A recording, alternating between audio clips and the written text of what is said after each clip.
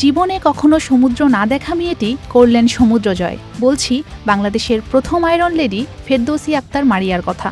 খেলার নাম ট্রায়াথলন। একই সঙ্গে সাঁতার, সাইক্লিং, দৌড়ের সম্মিলিত এই প্রতিযোগিতাটি অনেকের অজানা।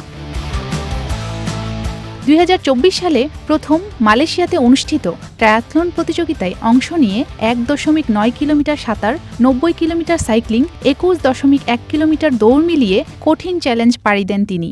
মারিয়ার এই খেলায় অংশগ্রহণ করাটা সহজ ছিল না। খেলায় অংশ নিচ্ছেন জানতে পারলে ছোট বোনের বিয়ে ভেঙে যাবে বলে জানাননি কাউকে। প্রথম ফিল করছি যে এই সমুদ্র আমাকে পাড়ি দিতে হবে, তো এই পানিটা আমার মুখে আসবে, যেহেতু লবণাক্ত পানি, এখানে বমি হওয়ার যে পসিবিলিটি আছে। আমি পানি মুখে নিয়ে 1 মিনিট দাঁড়িয়েছিলাম যে এই পানিটা আমি কতক্ষণ মুখে রাখতে পারবো, বা আমার বমি হবে কিনা, আমি কতক্ষণ এটাকে ধারণ করতে পারবো। একজন সুইমার হিসাবে লং ডিস্টেন্সে একটা সমুদ্রেতে অংশগ্রহণ করতে গেলে বা সমুদ্রে সাঁতার কাটতে গেলে তাকে বেসিক যে সুইমিংয়ের যে নিয়ম আছে সেটা জানতে হবে। তো আমি তো ওটা জানি না। আমি তো একজন বিকেএসপির ফুটবল প্লেয়ার ছিলাম, তো সেক্ষেত্রে আমি এটা জানবো না, এটাই স্বাভাবিক। তো সেটা আমাকে নতুন করে শিখতে হচ্ছে। গ্রামের মানুষ তো আসলে তারা বুঝে না যে খেলাধুলাটা আসলে কতটা জনপ্রিয়, বা এখানে দেশকে রিপ্রেজেন্ট করা যায়, দেশের জন্য কিছু অ্যাচিভমেন্ট নিয়ে আসা যায়।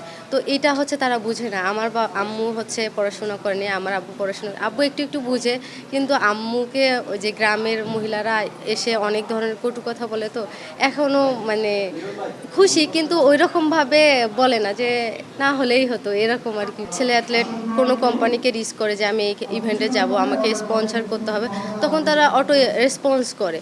কিন্তু আমার ক্ষেত্রে আমি তো মেয়ে মানুষ, আমার এখানে প্রুভ করতে হয় যে আমি এটা পারবো কিনা, আমার দ্বারা সম্ভব কিনা, আমি এটা কিভাবে 3টা সম্ভব। আমাকে বলে যে 3টা এত লং ডিস্টেন্স কিভাবে পারবেন, না এত রিক্সে যাওয়ার দরকার নেই, আপনি এত রিক্স কেন করতেছেন, আপনার কোনো সমস্যা নাকি, মাথার কোনো সমস্যা, অনেক ধরনের যেটা আসলে আমি যতটা উৎসাহ নিয়ে তাদের কাছে যাই, ততটা কষ্ট পেয়ে আমাকে সেই জায়গাগুলো থেকে ফিরে আসতে হয়।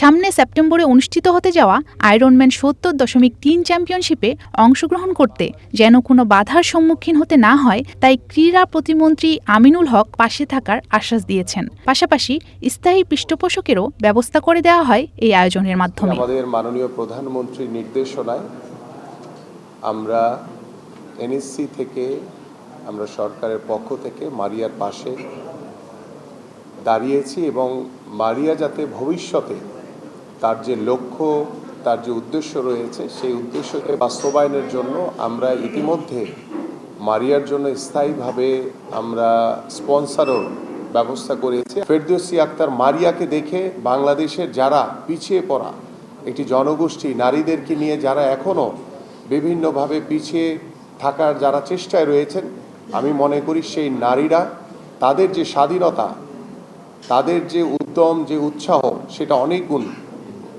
বেড়ে যাবে। এবং আমরা বিশ্বাস করি এই মারিয়াকে দেখে বাংলাদেশের যারা প্রত্যন্ত অঞ্চলে যারা সাহসী নারী রয়েছে, তাদেরকে এগিয়ে নিয়ে যাওয়ার জন্য আমরা সবসময় মারিয়াদের পাশে রয়েছি, এবং সবসময় আমরা থাকবো ইনশাআল্লাহ। তিনি শুধু ফিনিশার হতে চান না, হতে চান বিশ্ব চ্যাম্পিয়ন। লাল সবুজের পতাকার সামনে দাঁড়িয়ে হাসতে চান বিজয়ের হাসি। Humaira Himu, one sports, Dhaka.